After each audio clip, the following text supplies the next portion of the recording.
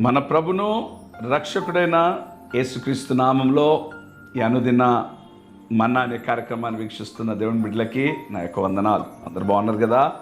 సంతోషంగా ఉన్నారు కదా? సమాధానంగా ఉన్నారు కదా? మీ కుటుంబం అంతా ఆశీర్వాదకరంగా ఉన్నదని నేను నమ్ముచున్నాను. దేవుడు నిశ్చయంగా బలందరినీ దీవించునుగా. 119వ కీర్తన 52వ వచనం 53, 54, 55, 56 చదువుతాను. యెహోవా పూర్వకాలము ఉండి నీ న్యాయం విధులను జ్ఞాపకము చేసుకొని నేను ఓదార్పు నొందితిని. ప్రియమైన దేవుని బిడ్డలారా, యెహోవా పూర్వకాలము నుండి ఉండిన ఈ మాట ఎంత ధైర్యాన్ని ఇచ్చిందంటే, నా దేవుని వాక్యము నిన్న మొన్న పుట్టింది కాదండి. చాలామంది మీ దేవుడు ఇప్పుడొచ్చాడు అప్పుడొచ్చారు ఎవరన్నారు? నా దేవుడు ఎవరు తెలుసా? భూమి ఆకాశములు పుట్టక మునిపే ఆయన పూర్వమున్న గొప్ప దేవుడు. స్తోత్రం. నీ న్యాయ విధులను నేను జ్ఞాపకము చేసుకొని నేను ఓదార్పు నొందితిని.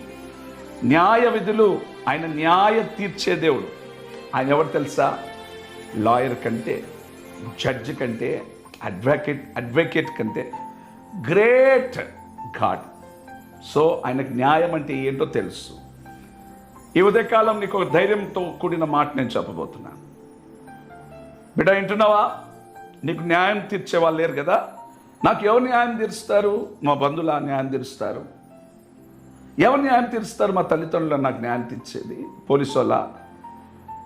డబ్బులకు అమ్ముడుపోయిన వారు కూడా నీకు న్యాయం తీర్చలేకపోవచ్చు. కానీ రైట్ నా న్యాయం తీర్చే న్యాయ దేవుడు నువ్వు ఆరాధిస్తున్న దేవుడు ఎవరు తెలుసా? 52లో పూర్వకాలమునున్న ఆ గొప్ప దేవుడు నీకు న్యాయమును ఇచ్చి నీకు ఓదార్పును కలగచేయబోతున్నాడు. విశ్వసించు.